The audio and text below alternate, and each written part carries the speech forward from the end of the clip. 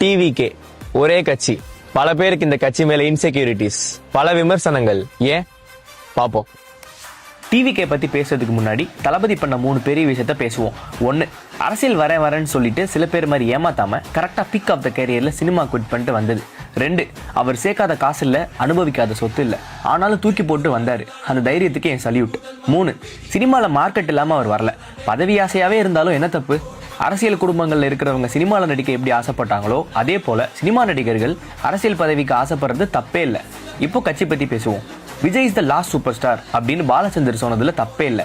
ஆனா அது சினிமால, பாலிடிக்ஸ்ல என்ன கதைன்னு பார்ப்போம். ஏன்னா எம்ஜிஆர் காலத்துக்கு அப்புறம் இந்த காலத்துல மக்கள் மனசுல ஆழமா இருக்கிற ஒரே ஸ்டார்னா அது தளபதி தான். என்ன வித்தியாசம்னா, எம்ஜிஆர் ஒரு கட்சியில ரொம்ப நாள் அரசியல் கத்துக்கிட்டு தான் இன்னொரு கட்சி தொடங்கினாரு. ஆனா தளபதி அப்படி இல்லை. எனக்கு ஒரு கேள்வி, டிவிகேக்கு ஓட் பண்ற எல்லாருமே தற்கூரிஸ்னா அதர் பார்ட்டிஸ்க்கு ஓட் பண்றவங்களா சோ கால்ட் இன்டெலெக்சுவல்ஸா? ஆதி காலத்து அரசியல் கத்துக்கிட்டு இங்க யாருமே ஓட் போடலையே. அவங்க வார்டில் அவங்க இனத்தை சேர்ந்தவங்களுக்கும் தலைக்கு 1000 ரூபாய்க்கும் தானே போடுறாங்க. டிவிகேக்கு ஸ்ட்ராங் ஐடியாலஜி இல்லைன்றது உண்மை. ஆனா ஸ்ட்ராங் ஐடியாலஜி வச்சிருக்கிற பார்ட்டிஸ் எல்லாருமே அதை ப்ராப்பரா 0.1% கரப்ஷன் எல்லாமே எக்ஸிக்யூட் பண்ணிருக்காங்களா இல்லையான்னு உங்களுக்கே தெரியும். டிவிகேக்கு ஓட் பண்ற அப்பாமார்கள் அம்மாமார்கள்லாம் தற்கூரியாவே இருந்தாலும் வெறும் லோகோவை பார்த்து என்ன ஐடியாலஜின்னு புரியாம சமுதாயத்துக்காகவும் காசுக்காகவும் பட்டன் பிரஸ் பண்ற சித்தி சித்தப்பா தாத்தா பாட்டிலாம் இன்டெலெக்சுவல்ஸா? C, Vijay is a budding politician. I'm accepting his flaws. நிறைய மிஸ்டேக்ஸ் இருக்கு. ஆனா அந்த ஒரு மனுஷனை இவ்வளோ பேர் ஒரு இன்செக்யூரிட்டியில தான் எதிர்க்கிறாங்க. இந்த மூஞ்சிலாம் வியாபாரம் ஆகுமான்னு கேட்டவங்க முன்னாடி இன்னைக்கு தமிழ் சினிமால நம்பர் 1 இருக்க தெரிஞ்ச அவருக்கு இப்போ கட்சியோட ட்ரோல்ஸ் எல்லாம் சேர்த்து 10 to 15 வருஷத்துல கண்டிப்பா தளபதி பேபேக் பண்ண மாட்டாரா என்ன?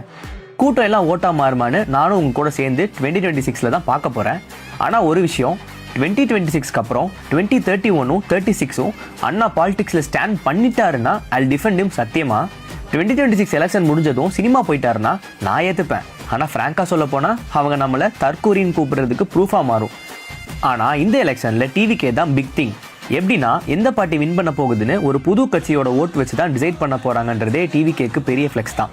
ஜோசப் விஜய் என்னும் நான் அப்படின்னு சாகிறதுக்கு முன்னாடி அந்த மனுஷனோட கனவு நிறைவேற என்னோட விஷஸ்.